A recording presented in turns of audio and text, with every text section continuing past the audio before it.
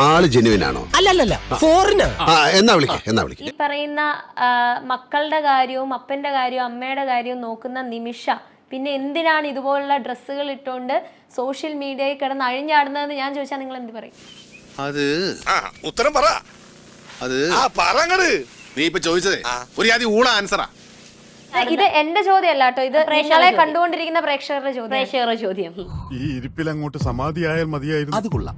ചില്ലും കൂട്ടിലാക്കി മുമ്പിൽ ഒരു നേർച്ചപ്പെട്ടിയും വെച്ചാൽ ബാക്കിയുള്ളവന് ചെലവിന് കാശും കിട്ടും. ബിക്കിനി ഫോട്ടോഷൂട്ടിന്റെ കാര്യം ഇതെന്റെ പ്രൊഫഷനിലാണ്. ബിക്കിനി ഷൂട്ട് ചെയ്യണം എന്ന് എൻ്റെ പ്രേക്ഷകർ ആവശ്യപ്പെടുന്നു, അല്ലെങ്കിൽ എനിക്ക് നല്ലൊരു ക്യാരക്ടർ വന്നാൽ, നല്ലൊരു പേയ്മെന്റ് വന്നാൽ എനിക്ക് ചെയ്യാതിരിക്കാൻ പറ്റത്തില്ല.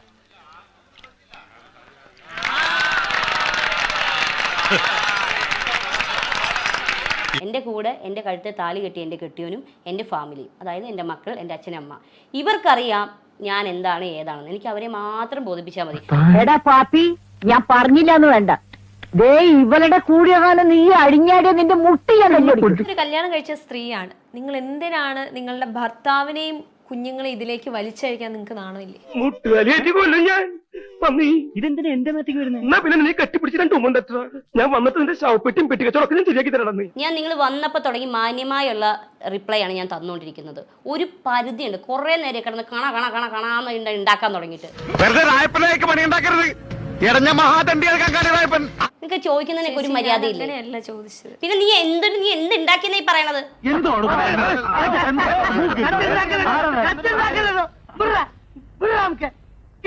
ഇന്റർവ്യൂവിന് വിളിക്കുമ്പോ ഇങ്ങനെയാണോ ചോദിക്കേണ്ടത്? ചോദിക്കുന്ന ഒരു മര്യാദയുണ്ട്. ഈ കൈ മുദ്ര അടിക്കാൻ മാത്രമല്ല ദേഷ്യം ഞാൻ മോന്തെ അടിക്കാൻ പൊളിക്കും ഞാൻ.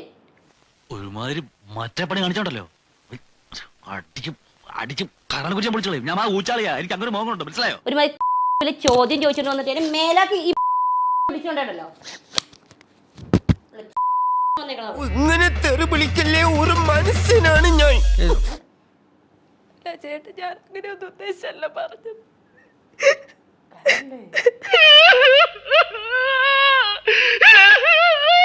എന്റെ ഭാഗത്തുനിന്ന് കൂടെ ഒന്ന് ചിന്തിക്കണ്ടേ? നല്ലോണം കിട്ടിയോ? സാമാന്യം ഭേദപ്പെട്ട രീതിയിൽ